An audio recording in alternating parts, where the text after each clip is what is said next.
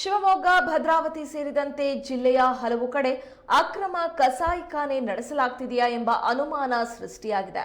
ಭದ್ರಾವತಿಯ ಭದ್ರಾ ನದಿ ದಡದಲ್ಲಿ ಸುಮಾರು 100ಕ್ಕೂ ಹೆಚ್ಚು ಹಸುವಿನ ಕಳೆಬರಹ ಮತ್ತು ಬುರುಡೆಗಳು ಪತ್ತೆಯಾಗಿದ್ದು ಭಾರೀ ಸಂಚಲನ ಮೂಡಿಸಿದೆ. ಸಾಮಾಜಿಕ ಕಾರ್ಯಕರ್ತರೊಬ್ಬರು ಇದರ ಬಗ್ಗೆ ಆಕ್ರೋಶ ವ್ಯಕ್ತಪಡಿಸಿದ್ದು ಅಧಿಕಾರಿಗಳಿಗೆ ಮತ್ತು ಸಂಬಂಧಪಟ್ಟಂತಹ ರಾಜಕಾರಣಿಗಳಿಗೆ ಕ್ರಮ ಕೈಗೊಳ್ಳುವಂತೆ ಆಗ್ರಹ ಮಾಡಿದ್ದಾರೆ. ಶಿವಮೊಗ್ಗದ ಕೆಲ ಹೋಟೆಲ್ಗಳಲ್ಲಿಯೂ ಕೂಡ ಮಾರಾಟ ಮಾಡಲಾಗ್ತಿದೆ ಎಂಬ ಆರೋಪವನ್ನ ಮಾಡಿದ್ದಾರೆ.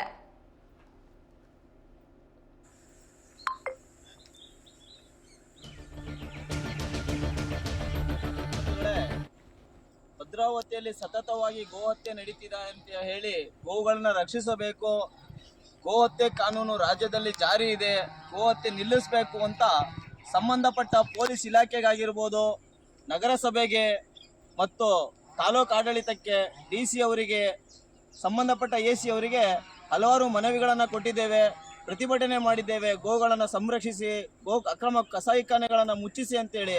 ಆದರೂ ಸಹ ಸುಮ್ಮನೆ ಪ್ರಕರಣವನ್ನು ದಾಖಲಿಸೋದು, ಬೇಕಾಬಿಟ್ಟಿ ಪ್ರಕರಣಗಳನ್ನು ದಾಖಲಿಸುವಂಥದ್ದು, ಸರಿಯಾದ ಕಾನೂನು ಕ್ರಮ ತೆಗೆದುಕೊಳ್ಳದೆ ಇರುವ ಕಾರಣದಿಂದ, ಕೆಲವು ಅಧಿಕಾರಿಗಳು ಶಾಮೀಲಾಗಿ ನಡೆಸ್ತಿರೋ ಕಾರಣದಿಂದ ಇವತ್ತು ನೀವು ನೋಡ್ಬೋದು, ಕಣ್ಣಾರೆ ಮುಂದೆ ಬನ್ನಿ, ಸಾವಿರಾರು ಗೋವುಗಳ ತಲೆ ಮೂಳೆ ತಗೊಂಬಂದು ಇಲ್ಲಿ ಹಾಕಿದ್ದಾರೆ. ಲೆಕ್ಕ ಇಲ್ಲದಷ್ಟು 1000ಕ್ಕಿಂತ ಹೆಚ್ಚಾಗಿರುವಂಥ ಗೋವುಗಳನ್ನು ಹತ್ಯೆ ಮಾಡಿದ್ದಾರೆ. ಸುಮಾರು ಇದೇ ಒಂದು 5-6 ತಿಂಗಳ ಮುಂಚೆ ಇದೇ ಸ್ಥಳದಲ್ಲಿ 4 ರಿಂದ 5 ಟನ್ರಷ್ಟು ಗೋವಿನ ಮೂಳೆ ಇತ್ತು.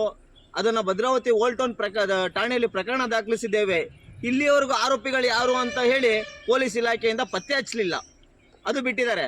ಅದಾದ ನಂತರ ಮತ್ತೆ ಇಲ್ಲಿ ಸಾವಿರಾರು ಗೋವುಗಳ ಮೂಳೆಗಳನ್ನು ತಗೊಂಬಂದು ಹಾಕ್ತಾರೆ. ಪ್ರತಿದಿನ ಗೋಹತ್ಯೆ ನಡೀತಾ ಇದೆ. ಯಾಕೆ ಗೋಹತ್ಯೆ ನಡೀತಿದೆ ಅಂತ ಹೇಳಿದ್ರೆ, ಇಲ್ಲಿ ಸುಮಾರು ಭದ್ರಾವತಿಯಲ್ಲಿ ಯಾವುದೇ ಪರವಾನಗಿ ಇಲ್ಲದೆ 10 ಗೋಮಾಂಸದ ಹೋಟೆಲ್ಗಳು ರಾಜಾರೋಷವಾಗಿ ಧೈರ್ಯವಾಗಿ ನಡೆಸ್ತಾ ಇದ್ದಾರೆ. ರಾಜ್ಯದಲ್ಲಿ ಗೋಹತ್ಯೆ ನಿಷೇಧ ಕಾನೂನು ಇದ್ರೂ ಸಹ ಈ ರೀತಿ ಗೋವುಗಳ ಮಾರಣ ಹೋಮ ಭದ್ರಾವತಿಯಲ್ಲಿ ನಡೀತಾ ಇರುವಂಥದ್ದು ಬಹುತೇಕ ಜನರ ಕುಮ್ಮಕ್ಕು ಮತ್ತು ಸಪೋರ್ಟ್ ಇರೋದ್ರಿಂದ ಇಷ್ಟೆಲ್ಲ ನಡೀತಾ ಇದೆ. ಹಾಗಾಗಿ ಭದ್ರಾವತಿಯ ಜನತೆ ಜಾಗೃತರಾಗಬೇಕು. ಈ ರೀತಿ ಗೋವುಗಳ ಹತ್ಯೆ ನಡೀತಿದೆ, ಸಮಾಜ ಕೇಳುವಂಥವರಾಗಬೇಕು. ಈ ವಿಚಾರವನ್ನ ಸಂಬಂಧಪಟ್ಟ ಇಲಾಖೆಯವರು ಕ್ರಮ ತೆಗೆದುಕೊಳ್ಬೇಕು ಅಂತ ಹೇಳಿ ನಾವು ಈ ವಿಡಿಯೋದ ಮುಖಾಂತರ ಆಗ್ರಹಿಸ್ತಾ ಇದ್ದೇವೆ.